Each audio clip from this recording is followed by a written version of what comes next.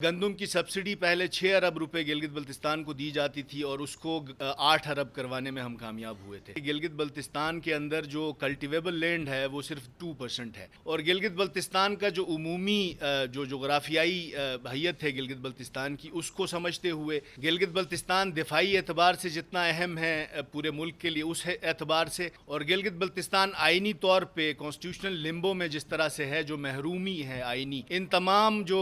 خصوصیات ہیں ان کو ملحوظ خاطر رکھتے ہوئے 70 کی دہائی سے گلگت بلتستان کے لوگوں کو گندم کے اوپر سبسڈی دی جا رہی ہے، اور گندم کے اوپر سبسڈی کی کٹوتی کا بنیادی مقصد یہ ہے کہ عوامی ری ایکشن جو ہے وہ آنا۔ پہلا پوائنٹ، گندم کی سبسڈی کے اوپر جس بھی قسم کا قدغن، جس بھی قسم کا کٹ لگایا جائے گا، اس میں جو بھی عوامی رد عمل آئے گا اس میں ہم صف اول میں کھڑے رہیں گے، کیونکہ جس انداز میں انٹینس پاپولیشن ڈینسٹی ہے اس کے حساب سے ہمارے پاس زمینیں نہیں ہیں، ہمارے پاس گندم کی وہ وافر مقدار نہیں ہے، اور جو سکت ہے خریدار کی، عام آدمی کی، غریب آدمی کی، اس کے اوپر ڈرون حملہ کرنے والی حکومت کے لیے صرف مذمت ہی کی جا سکتی ہے۔ تو بتانا یہ مقصود ہے کہ عوامی رد عمل کی بھرپور حمایت کی جائے گی۔ ہمارا مطالبہ ہوگا وفاقی حکومت سے کہ اپنے اس جس بھی ناقابت اندیش دوست نے یہ مشورہ انہیں دیا ہے، گلگت بلتستان دفاعی اعتبار سے اور اسٹریٹجیکلی جتنا امپورٹنٹ ہے، اس کے اندر گندم کی سبسڈی کے اوپر کٹوتی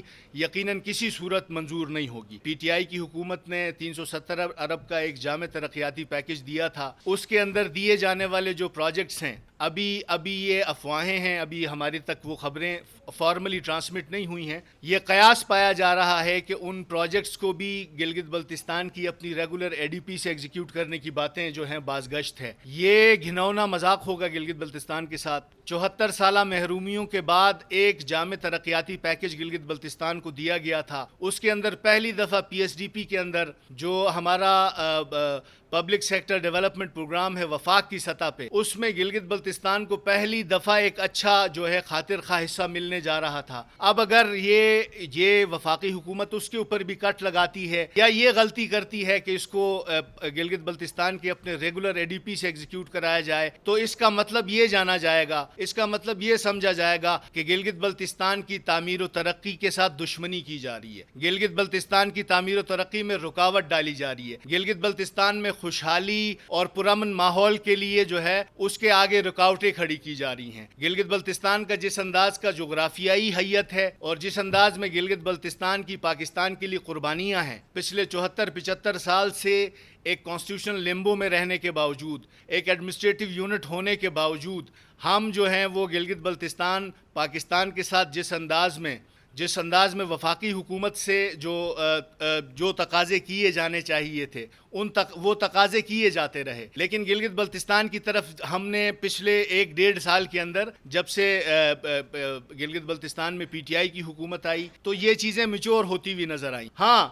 ایک طرح سے اگر اس ترقی کے سفر کے اندر تھوڑی رکاوٹیں آئیں، سست روی رہی، تو اس کو یقیناً ہم اپنے طور پہ دیکھنے کی کوشش کر رہے ہیں۔ تو کسی ایک بندے کی، کسی ایک کی غلطی کی سزا جو ہے وہ پورے خطے کو نہیں دی جانی چاہیے۔ گلگت بلتستان میں غربت پھیلانے کی، گلگت بلتستان میں تعمیر و ترقی روکنے کی، گلگت بلتستان کے لوگوں کو سیدھا بھوکا مارنے کی جو ہے وہ سازش کی جا رہی ہے۔ ہمارے لیے یقیناً گلگت بلتستان سب سے مقدم ہے، گلگت بلتستان سب سے اہم ہے، اور گلگت بلتستان کا انٹیگریشن وتھ پاکستان سب سے اہم ہے۔ تو ان چیزوں کو ملحوظ خاطر رکھتے ہوئے آپ دوستوں کے سامنے آپ کے توسط سے وفاقی حکومت کو یہ متنبع کرتے ہیں کہ گلگت بلتستان میں عوامی ری ایکشن کا بھرپور ساتھ دیا جائے گا، اور اس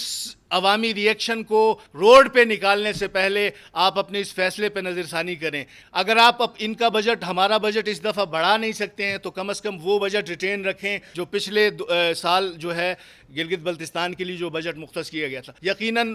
فیڈرل کے اندر بھی گلگت بلتستان کا معاشی استحصال انشاءاللہ ہونے نہیں دیں گے، اور اس معاشی استحصال کے خلاف گلگت بلتستان کی پوری عوام جو ہے اپنی صوبائی حکومت کے ساتھ، صوبائی حکومت اپنی عوام کے ساتھ، روڈ پہ نکلنا ہو تو روڈ پہ نکلیں گے، احتجاج کرنا ہو تو احتجاج کریں گے۔ پھر گزارش کروں کہ سستی ہو سکتی ہے، سست روی ہو سکتی ہے، لیکن ان چیزوں کی سزا گلگت بلتستان کی عوام کو نہ دیا جائے۔